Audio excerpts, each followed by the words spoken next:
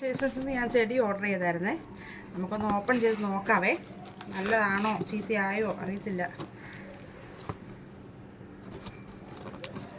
ഇതെങ്ങനെയാണ് റോസു?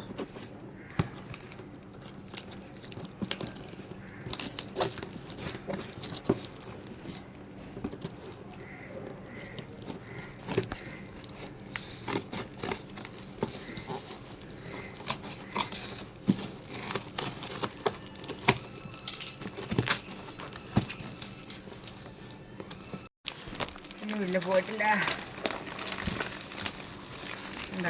പായ്ക്കൊക്കെ കൊള്ളാം കേട്ടോ.